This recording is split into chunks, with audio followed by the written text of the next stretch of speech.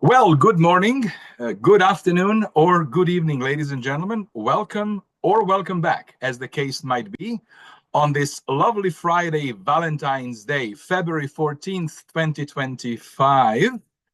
First of all, wishing you all happy Valentine's. My name is Dalibor Petrovic. I am the founder of the Summit Leadership Alliance and host of these TechTonic Conversations, a channel we are using to bring to you conversations with technology leaders shaping the future of Canada. And today, I'm absolutely thrilled and privileged to be joined by Krista Swanson. Krista is the Vice President of Corporate IT for Kinaxis. Kinaxis is, and we will, of course, learn more about what Kinaxis is. In a summary, it's a Canadian-based, Ottawa-based software company that specializes in supply chain. And what a great business to be in at this particular moment in time. So, Krista, thank you so much for finding time to be with me and with us today. I typically do not introduce my guests because, of course, I will not do it justice. So I really start all of these conversations by asking you to actually tell us your story, how you navigated your life and your career to now be at the helm of the IT within a software company. Krista. Yeah, thank you. Thank you for having me. I'll start it by saying my story is probably it probably is consistent with some people out there, but very different from others. So I grew up in small town Ontario, and I'll leave it at that. And, if I look at kind of what was optioned up as career paths for people in small town Ontario, it was your traditional manufacturing, farming. I remember sitting with my guidance counselor at one point saying, maybe I'll be a journalist, and, kind of out of left field, or maybe I'll be a mechanic, and without really understanding where I wanted to go.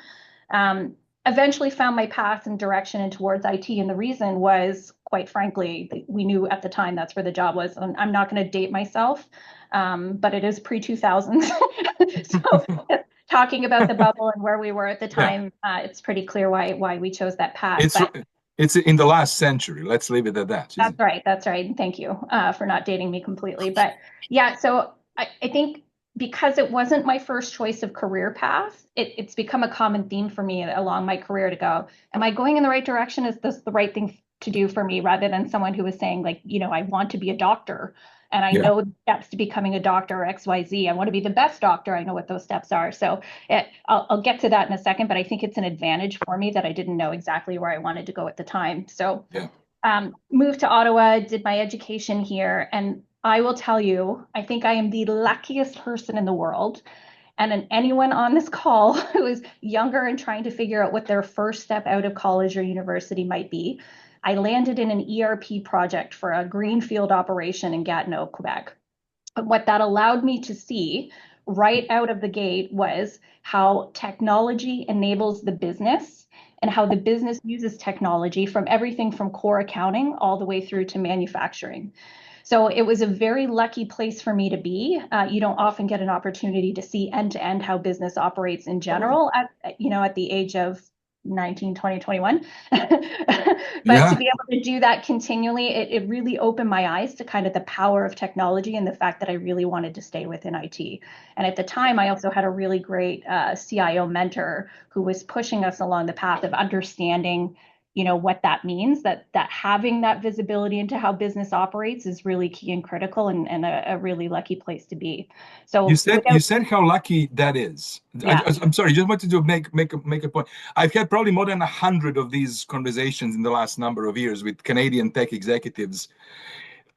You are the very first one who actually told me a story like this with experience like that. And now that I am over 50, I can so appreciate how instrumental that must have been for a young professional, young talented person, it's a 1920, to go into the ERP program, Greenfield, and see it all right from the get-go. It takes decades for people to get to the point where they can actually see it. So Sorry to disrupt, but I really wanted to sort of highlight that. No, and it's important differentiator. And again, I think, like I said, to the younger technologists on the line trying to figure out where they're going, what we'll probably end up talking about a lot is how that impacted who I am Yeah. and where I am and kind of my philosophies. But if I kind of pull on that thread a little bit more, most people were leaving college or university at the time, going to the Uniphases, Nortels, et cetera, because that's where the money was and those were where the opportunities were at the time. And like I said, just fortunate enough to be able to stumble on a contract and go, oh, what's an ERP? Why do they need co-op students to come in and do this work? So really great for me now at Kinaxis as a supply chain company. What I didn't realize at the beginning was learning how supply chains operate and working with some of the customers that we now have as customers here. Really great exposure for me and helped me figure out the path I wanted to go on. So without going into the full CV, the next steps for me coming out of that, I realized, hey, look, I know I'm a technologist. I know there's something for me here. I don't know at what point though, so I want to get some exposure to everything. So Yeah. I worked at BlackBerry during the fast-moving BlackBerry years, and then did some time in consulting doing ERP implementation. So I saw the fast progression of technology. Yeah. I saw more companies and how they use technology, and then kind of settled in my career at Canopy Growth and now here as well in longer term stints, kind of taking the exposure and experiences that I had from those times and applying them to what I do today. So I think that's kind of the 30,000 foot level. The other thing is, hopping around companies and getting different views like that. Again, sure luck, getting exposure to different mentors and philosophies of leadership and management and styles and things has been, another huge stroke of luck for me. And I've been really fortunate to learn from some really great C-levels, VPs, directors, and even, individual contributors, just getting a lot of exposure just regionally, globally, and at different companies. I don't know what lottery I entered to win, but I feel very fortunate to have my career kind of forging me to where I am today. So when you reflect back on the career, um, what would you say were the sort of the biggest lessons that you take? Are there any pivotal moments? You mentioned mentors, any pivotal people and roles they play? Can you maybe elaborate a little bit on those?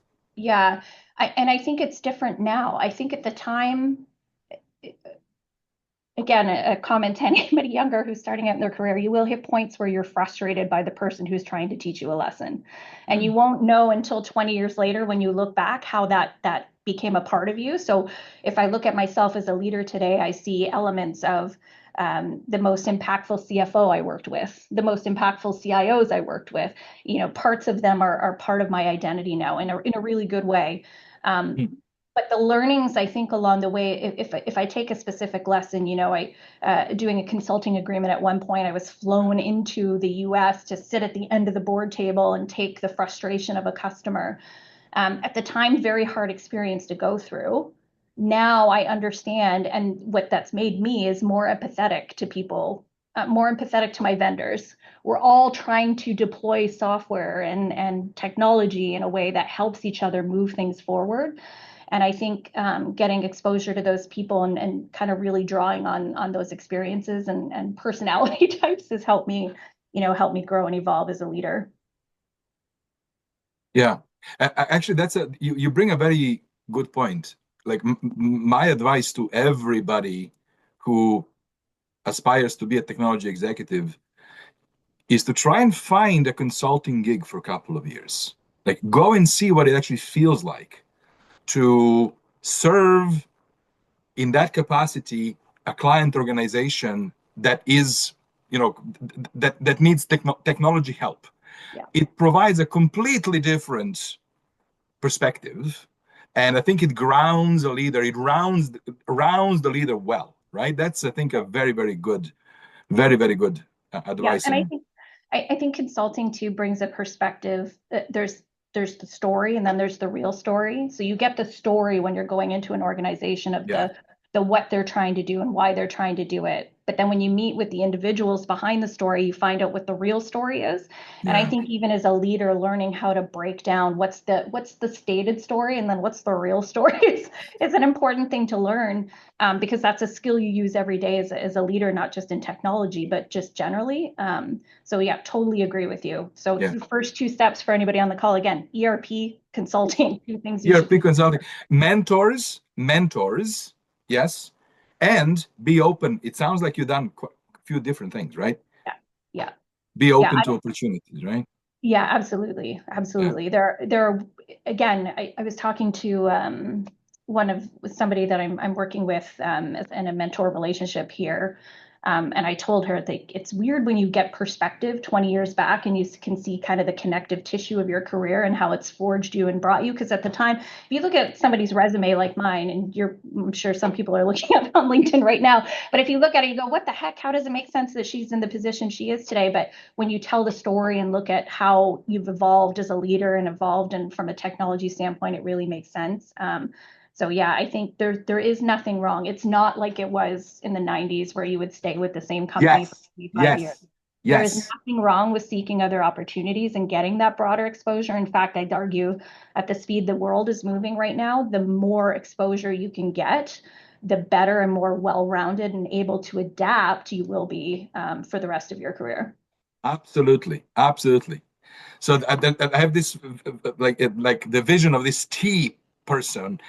Previously, it was really important to be deep in technology when the expectation was for the CIO, CTO to be the technologist. Now I think that the T here is essential. You have to have the breadth in order Absolutely. to succeed. And that you cannot get that. You can get some of that from the book, but there's no better way to get that from firsthand experience. That's right. And part of being at the top of that T too, and getting that breadth is knowing where to stop and That, where to yeah. start trusting people that are your peer technologists trying to get to that level. Mm-hmm. And again, that's experience you get, I think, through exposure to different companies and different ways of working and different leadership styles and things Yeah. that you don't typically see if you're kind of siloed inside one team and one organization Yeah. for an extended period. Wonderful, wonderful. So, Krista, now you are, of course, heading the IT department, the corporate IT for Kinaxis. Can you maybe give us a little bit more about what Kinaxis does, and then I'd really be curious to hear from you. Like, what are your sort of strategies and tactics leading the IT group? Uh, what are the challenges you are facing? How are you solving them? Yeah, yeah, absolutely. So I've been here almost, I'm 2 weeks shy of a year at Kinaxis. And what really attracted me to the company is Kinaxis is a global leader in supply chain optimization and orchestration systems. So we power the most complex supply chains in the world. So if I gave a list of customers, P&G, Unilever, Ford, Dr. Reddy's, the really, really important companies to the world in the world supply Yeah, chain. yeah, absolutely. So our technology and what we do really well and what we are doing is over the last 5 years, our patent portfolio has actually grown by more than 500%. 55% of that for AI and ML solutions and based innovations. So I bring that up because you can understand kind of the focus we have on technology within our product, and then Yeah, how important it is for us to continue to be an AI company, and how we move that messaging forward within our team, the teams inside the company itself. So if I summarized it, I'd say for me as an IT leader, it's making sure that our messaging and what we're doing from a product perspective aligns very well to what we're doing from a corporate perspective, that we're taking the common language. So if I talk about very simply orchestration, so supply chain orchestration from us from a product perspective means something, but it's language that's very clear to our product organization and our sales organization. I can pull on those terms and phrases and talk about how IT enables that yeah, function, both inside the company and outside the company. And now we're starting to talk a little bit more like peers in the space rather than,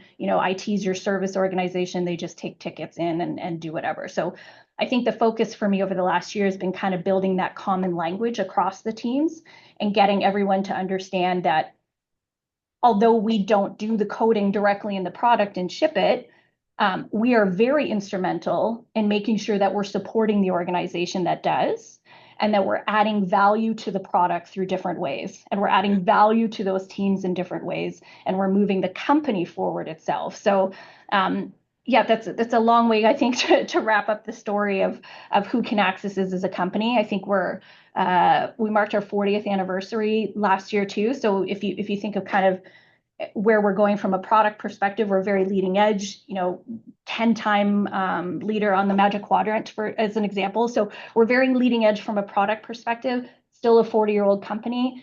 Merging all of our technology, getting the tech stack agile, et cetera, is a big focus of mine. But the way we do that, again, is through kind of building that value story within the organization so that they can trust that we're doing the right things to move the needle forward. Now, you are in a great point to reflect on your past year, because this is you're wrapping your year one. When you reflect on that year, what would you say was the experience as a tech executive leading a new team for a year? Like, what would you say were the main areas of focus? What were the biggest challenges you faced? How did you address them? I will say and preface it with, I am the most fortunate leader that's ever stepped foot in a company. This team is hands down the best team, and it's a global team, but I have the best team. And when you come into a new organization as a leader, you're kind of nervous about what's the staff makeup going to be like? Are they going to buy into the vision? Is there an existing vision that aligns to where the company is going? And all these kind of things swirl around your head for the first few months while you're figuring out the lay of the land. But I, again, stroke of luck, very fortunate to have walked into a very high functioning, very great team. So what that allowed me to do was look at operationally what we're doing and realize I don't need to focus as much as that. I get a fast track now to focusing on what is the company doing and how do I build a vision for IT that aligns to where we need to go as an organization, and then get the buy-in from the team on how we do that. So if I said it a little differently, every leader has their own style. Every leader has their own vision. And I think especially in IT, there's 1,000 different ways you can align an IT vision to what the company is doing. The first year for me was really about getting this group of really amazing people to buy into what my vision was, which might have been a little different than it was previously. So thank goodness they all bought in very well, and we're kind of going down a path now of operationalizing things, but trying to get there's a couple things, and again, for new leaders on the line, your circle of influence when you come into a new organization, there is no lonelier place in the world than being a leader in a new organization. Yep. You have to understand, you have to get your team to trust you. You have to get the leadership to trust you. You have to get your vendors to trust you. You spend the first year really kind of building those relationships and trying to get those networks working. But you also have to be moving the needle forward in your job, which is what the company hired you to do. Yeah. So yeah, I think getting that influence and buy-in in the first year was really great. And again, I'm fortunate that it was somewhat easy for me to do. But I've certainly worked in situations where that hasn't been the case, right? Where you're trying to build the influence of everyone and nobody is buying in. Here again, I think the culture is so good and so baked in innovation and our product messaging and our making our customers better, making the world better, that align to my personal values. It was easy for me to translate my vision to what the company's doing, and then again, having a team that's aligned to the company's values meant indirectly we're all aligned to my personal values and I'm aligned to theirs as well. So I love that you're mentioning that, because I actually think that this is where it starts, and if it's not aligned, that's where it needs to end. That you actually feel that you're working for an organization that aligns your personal values with its value, that you can genuinely buy into it. Totally. Yeah. It makes some world of difference. Yeah. One thing that I wanted to ask you, and as we were sort of having discussions in preparation for this session, you mentioned something that I think is really important. Your philosophy of moving from service to value. Can you maybe unpack that a little bit more? What does it mean for you? I am sure there are some members on my team right now that are on this call that are probably like, here we go again, because it's I call it non-subliminal subliminal messaging. So the first thing I did when I came into the organization was start to insert the word value into conversations without telling people that's what I was doing. And there's a reason for that. I think I would challenge you to find a company that is top of quadrant, high revenue, or just functioning without those things in place, that does not have a high functioning IT team. I think it's critical. We need to keep systems up and running. We need to move the company forward. We need to add value to what the business is doing. You can have a service level IT approach that is okay, but you will continue to be a service organization. Where you grow your technologists and you move the company forward is adding value to the processes inside the company and adding value to the tech stack. So there are 1,000 ways, and I could talk for 4 days about service to value, but getting the company to understand and getting the individuals within the team, obviously first to buy into, we are not just a service organization. Every time something comes to us to as a request, we should ask the question with the business, what value is this adding? There's a few reasons why. One, we then understand what the business truly needs and how we're impacting it. Two, it helps us make sure we're working on the right thing at the right time for many reasons. And then three, it allows us to build that relationship internally to say, look, we're now talking a common language. Value is something we both understand. Service is something we both understand, but that implies you asking me to do something and me having to give that back to you. I think when we're working on value together as teams, it implies that we're on that mission together. We're moving that thing forward together, which is how I think technology and really, again, really high performing IT leaders integrating with the business in that way is a much better strategy and approach, I think, for making a business better itself.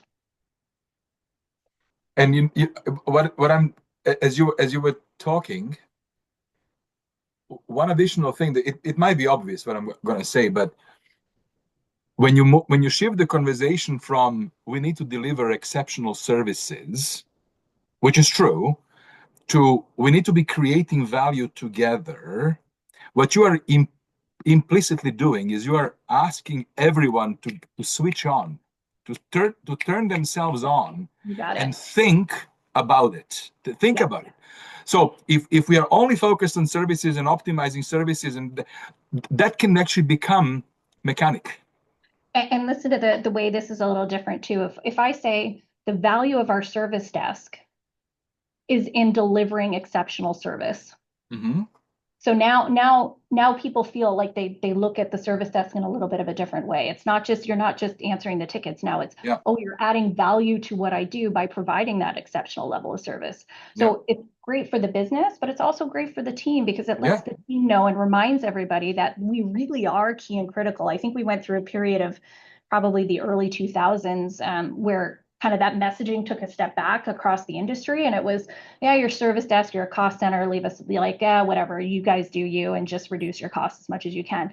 Now, I think the job of the tech leader, and I think we're seeing it in kind of role progression for CIOs, is to be that transformation lead, to talk value with the C-suite, to make sure the board understands funding and programs that move the needle of the company forward are technology based. You can't do anything without technology anymore. But so that messaging changes and it really has to go down. It has to go down and across the org that everybody understands and believes in that value proposition. Otherwise we just end up where we were in the early 2000s again. 100%. So you mentioned CIO progression. I wanted to ask you about your perspectives on the evolution. So obviously you've been in the industry for a while. How do you see that progression over the last, let's say, decade or so?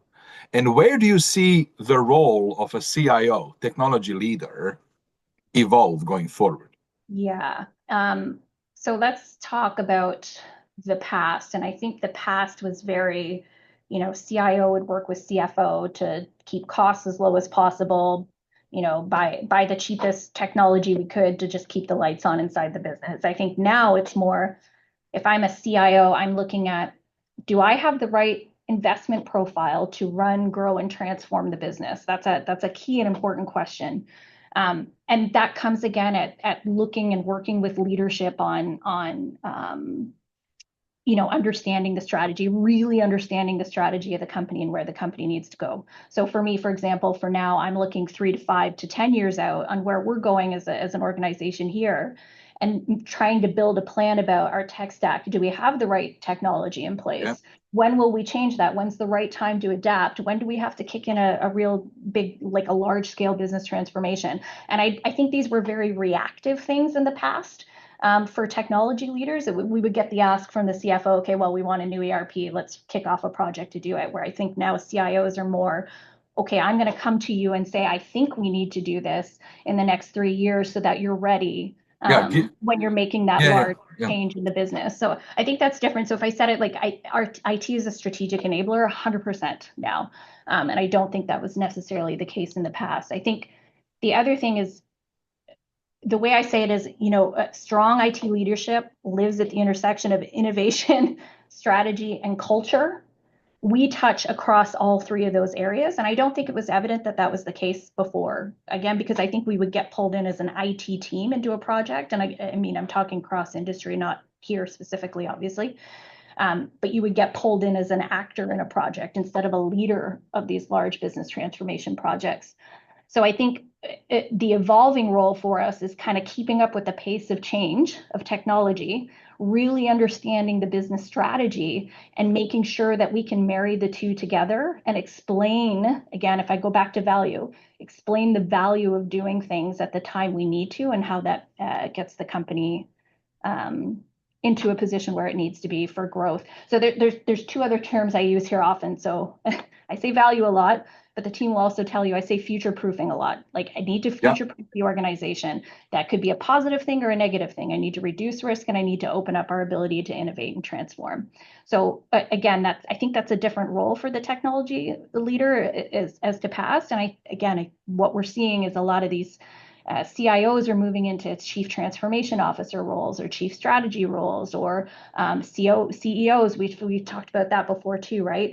Because you just kind of have that full scale view of how the business operates, how technology supports it, and what's really key and critical. And so clearly, the role is different. What you just described, it's a different role from the role of the operator of technology back office function.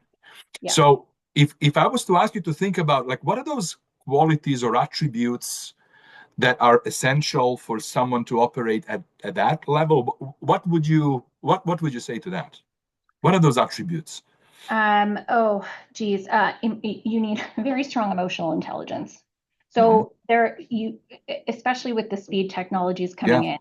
So we cannot, if I summarize it as ethical leadership, Dalbar, I think that's it. We cannot miss the fact that the way technology is impacting people's lives today is immensely different than it was in the past. There is a natural fear right now of AI and how it's going to impact people. It's going to take jobs away. Our jobs as leaders is to make sure that we're still growing a community of people who can work within Canada and do technology jobs and things like that, regardless of the technology. So I think understanding that and understanding the impact on people, having that emotional intelligence to be able to think through the impact of what's being deployed is really important.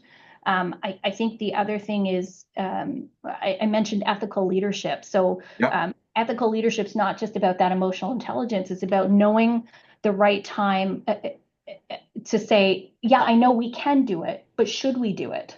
And being willing to push back on your senior leadership team or whoever when you don't feel like it's the should we do it. And that could be anything. There could be an impact on people. The carbon impact of AI, again, to use it as an example, is really high. We have to be cautious of that. But there's things that, ethical leadership, I think, is really key and critical.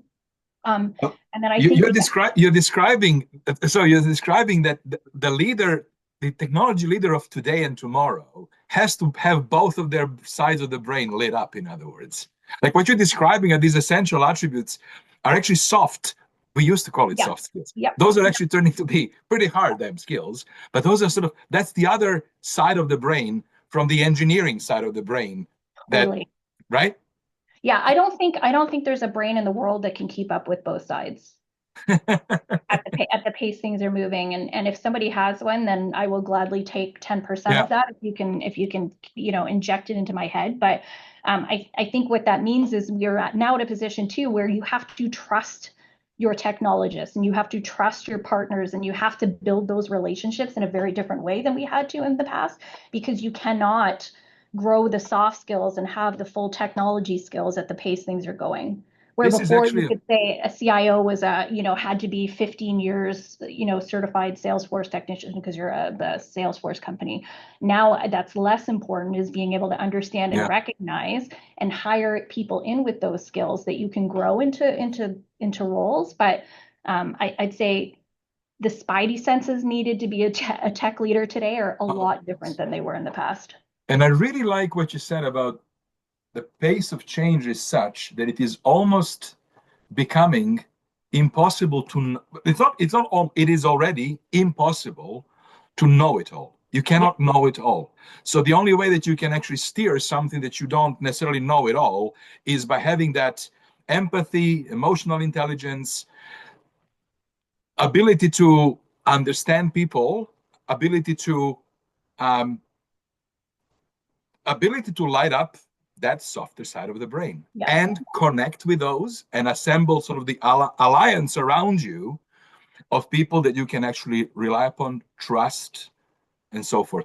I've heard of many CIOs who are successful and who are actively assembling their own CIO advisory council, if you wish, around them, because simply there is a recognition that like the pace is so fast, new things are coming daily. What what is my safety scaffolding around me to ensure that I continue making right decisions? And that is a very different skill set than the engineering skill set. And I'm one of those people. Like I think I'm sorry?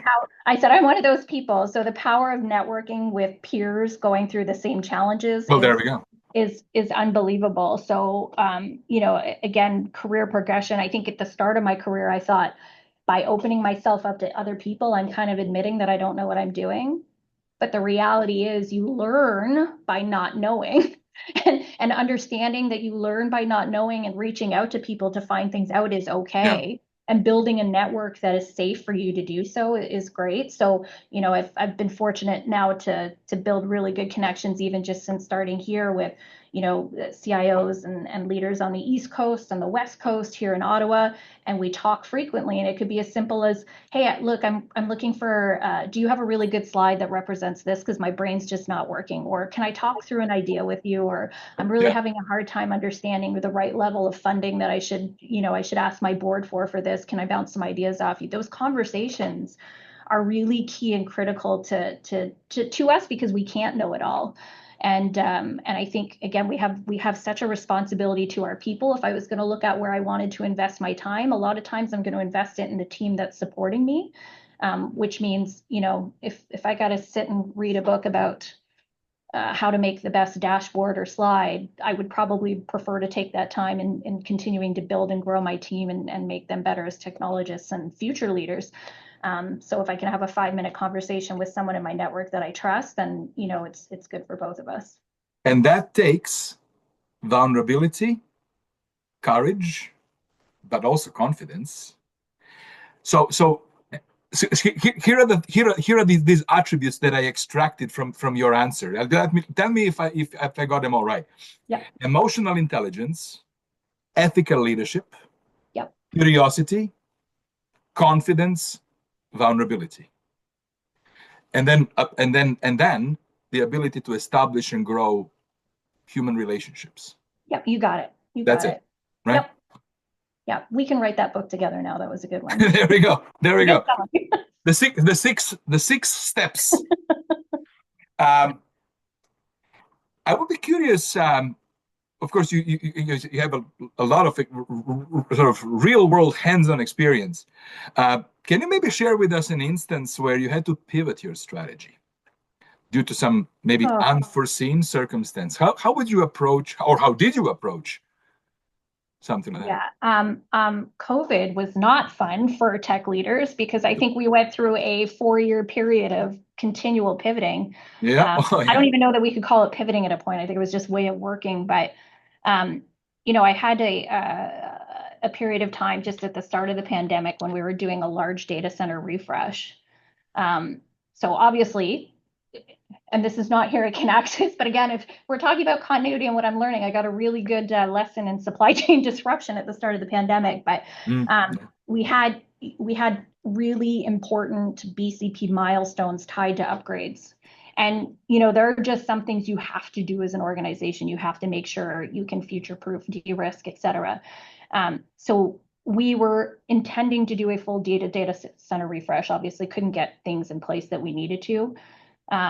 Took a step back, looked at our timelines, workflows, and ended up going, okay, well, now is this the time to pivot to cloud? And again, this sounds so archaic in 2025 to talk about the pivot to cloud, but we did move a lot of we fast-tracked, a lot of workloads that we had not planned on moving to cloud in order to kind of get us to that position where we were de-risking ourselves a little bit. So I think what that taught us and what that taught me was what I did not have in place at the time was a plan to de-risk.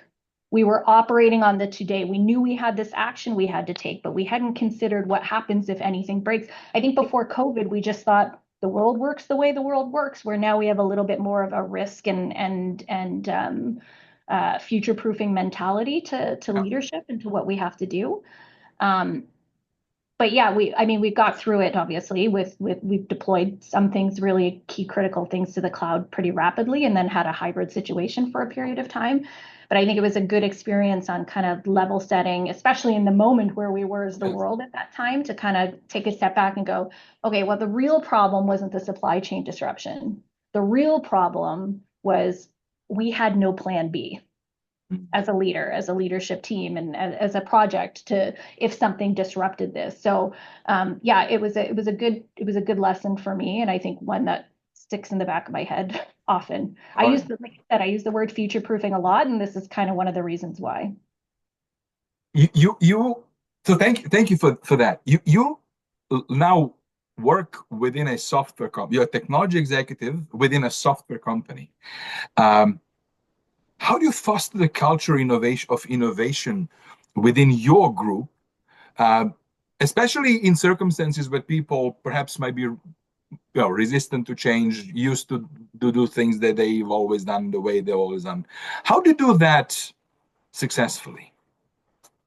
I think this is actually a very easy company to do that at. So we have a very strong baked-in culture of innovation in Kinaxis. In fact, it's a word that came up a lot when I was interviewing, and it was one of the reasons I wanted to come here. We have an annual hackathon as an example that allows employees the opportunity to take some time off their day-to-day duties to build and deploy and demonstrate something.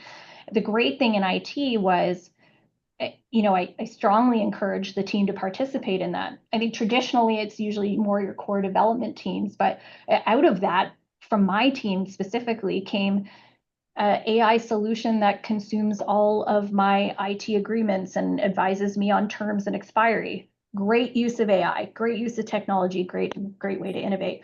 I have another team who's doing something very similar on logs and employee action data, so that we can say, okay, if Krista Swanson came in today and she's accessed this access point, that's really strange for her. Do we have an issue, and start to use AI to kind of advise us on potential challenges within our hardware environment.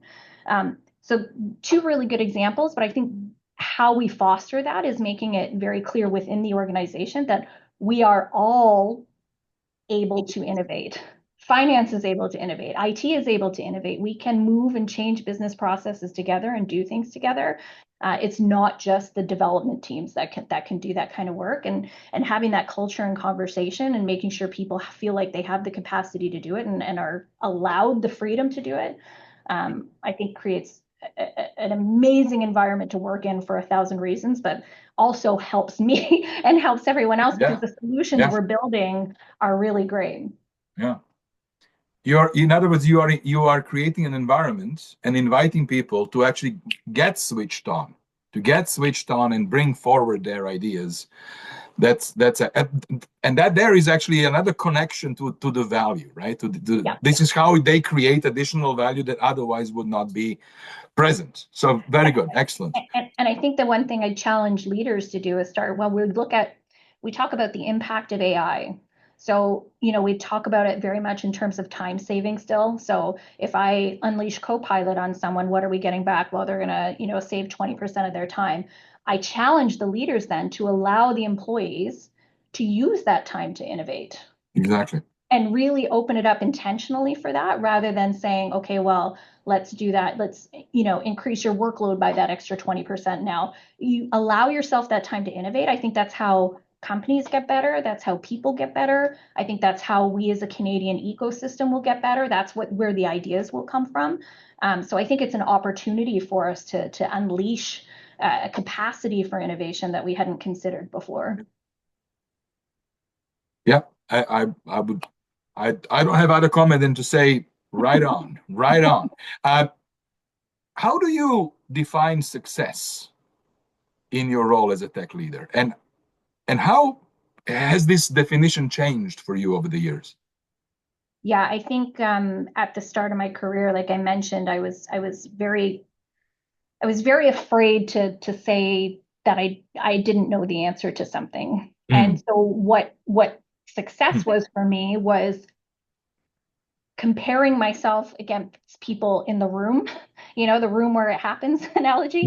And Yeah. well, I can't get there because I can't do XYZ. That was success for me. Or, hey, we did a really good job because that project went live on this date or time. Those things are the latter is important. It's important to do things and meet your objectives and KPIs and things like that.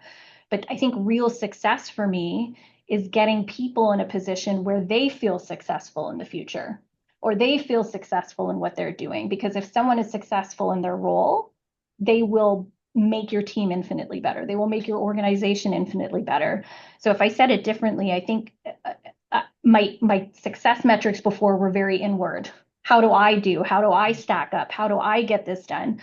Now I think of it very differently, is how am I mobilizing the team to be successful? How am I getting the company into a position where it's successful? That's kind of more the feeling I have today in my approach to it. That's excellent. Thank you for that. That's actually excellent. So the shift is from intrinsic internal measures of success to now your measure of success is how well are others actually succeeding with you and around you. Very, very good. Excellent. Excellent. You mentioned a couple of times actually the importance of networking, the importance of being connected. How would you assess the Canadian tech leadership ecosystem, and how do you feel we are doing in that connectedness? Where are the opportunities to improve? What were your comments on us as a community? Yeah, and my perception's probably a little different too because I'm in Ottawa. So the challenge we have here is the split between the federal government perception and view of technology and IT, and everybody else. But I think we have an opportunity to work better together. We do a great job with R&D credits and programs, I think, for building innovation in Canada. What we don't do a great job of is acknowledging, I think, the unique perspectives that leaders have across the board. So your comment before on kind of these micro networking groups picking up and growing is a result of not feeling support at the government level to push some of that stuff through. So I think we went through a period of time in the 90s where we were like, Canada's a tech country, and we're going to focus all our money and initiatives on this, and we're going to, make sure we have pure training programs. We're supporting colleges and universities with additional funding for technology programs and things like that kind of feel like they've gone to the wayside. So we're trying to build that within the private sector to support that, or the federal government has programs to do that within itself for sure. But I think we have an opportunity to take a step back and start looking at what does technology mean for Canada in the next 5 years. Forget the vertical markets that everybody is in, and really think cross-functionally to say, how do we make the best technologists? How do we make the best tech leaders? How do we make sure that we're opening up capacity for innovation and that everybody understands that that capacity and skill lives here? So the best tech team in the world, I'm telling you, works for me here at Kinaxis. They're great. But that doesn't come by accident. They've invested time and energy into themselves and their careers. And I suspect there's probably another 300 IT leaders that will tell you they have that team too. And I just don't think I don't think we respect that as much as we should. And we don't and how powerful. Yeah. And how powerful it would be to actually to connect those 300 leaders with their world-class teams so that we can be helping each other. Because at the end of the day, like we are all playing for the same team, right? How can we bring all this capability together to help each other out so that boats will rise? Yeah, absolutely. And we have I have a networking relationship with a CIO here in Ottawa that we're building out, where we're actually building our leaders from our two teams together to start allowing them space to have people that they can network with, because we don't have defined programs or frameworks from that within the country. I think one other comment, I think some people are doing this really well, like some of the big vendors, software vendors are doing this and driving innovation. So they know for their products to get better, they have to rely on companies to help them trial, et cetera. So they're doing a good job reaching into organizations and trying to work with us, especially here at Kinaxis. We've done some great work with some of the larger software companies, but allowing people, and encouraging those kind of conversations, I think it's very important and probably something we could do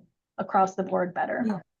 What I would, and we are approaching time, so I want to be respectful of your time, but you triggered a thought in me that I wanted to express. I think you said this is important for our country. I could not agree more. I think that today and then into the future, nations are going to win or lose on a global scale based on how productive, competitive, resilient, and innovative we are. All of that sits on top of technology in some form or fashion these days, right? All of it. 100%. Yeah. So yes, it is important to have technology innovators, founders of new tech it's important. But impact-wise, it is exponentially more important to build an army of world-class tech leaders that will exist in all of our organizations across all of our industries, because when we have world-class technologists in our organizations, they will be able to create that value to propel their companies and organizations to success, and collectively that will raise everybody's boats. And that cannot be done alone. That cannot be done in isolation. We have to build an interconnected network of scaffolding, as I call it, right? Of technology leaders, not only innovators, tech leaders, right? In every organization. Thank you, Krista. My last question is, knowing all that you know, what would be your advice to your younger self? So I have two things. So I mentioned kind of before my approach being very intrinsic and worried about myself, my place in the world. There's a great quote by Barack Obama where he mentions the first time he went into a meeting. It might have been at the UN or wherever, it doesn't matter. But he said, I walked into the room and I looked at all these people and I realized they ain't all that. And it's an interesting one, because it's not that they're not great people, but I think you build yourself up, or you build the people around you, and it's very hard. Again, you have to have very challenging conversations as a tech leader. You're challenging directionally where the business is going sometimes based on your perception. And I mean, that applies to any leader, but you have to have the courage to do that. And the information, I think it's easy for us in technology to say, my opinion isn't as valid as someone, say, in finance or in operations. It's very easy to do that, but we should not, because we do see the end-to-end view of how the business operates probably better than a lot of other business units do. So the first thing for me would be, don't assume you don't have a seat at the table. People have a seat at the table because they have that seat at the table. It doesn't mean your opinion isn't valid and important. The other thing is another one of my favorite phrases is playing poker with your cards face up sometimes is really great. So don't be afraid to do that at the right time. And by that, I mean, it is okay to have challenging conversations with vendors, with people within the organization and say, hey, look, this is what I'm bringing to the table. Let's have a conversation and try and meet in the middle. Sometimes that fast tracks your ability to negotiate. Sometimes that buys influence back because you're building trust to say, look, this is me. This is who I am. This is what I have. There are times and places to do this. Obviously, you don't want to approach every contract negotiation with all your cards out, but don't be afraid to do it and pull that at the right time. There's nothing wrong with being authentic, truthful, honest. And I think you made a comment earlier, but the day people realize you're acting like you're not your true self is the day you lose their trust completely. And that's, for a leader, that's the day you've lost the team and you've lost the team's ability to execute. So, and the trust of your peer, your leadership peers, et cetera. So playing with the cards face up, very important. Be your authentic self. And yeah, just be ready to own it whenever you need to. Accountability, authentically, vulnerability, confidence. Yeah, I love it. This was very good. Krista, thank you so much. It was a real pleasure to have this chat with you. I hope that audience enjoyed it as well.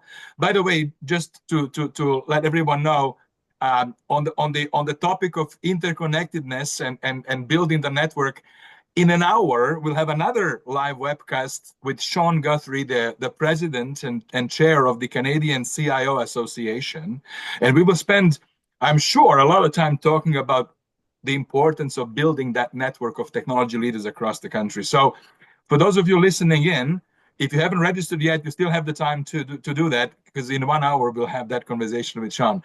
Krista, thank you so very much. This session has been recorded and we will post it on YouTube channel TechTonic Conversations later on today, so you can view it again or invite your colleagues and to see it. With that, Krista, thank you so much and have yourself a lovely Valentine's Day and a wonderful weekend. Thank you. Bye-bye.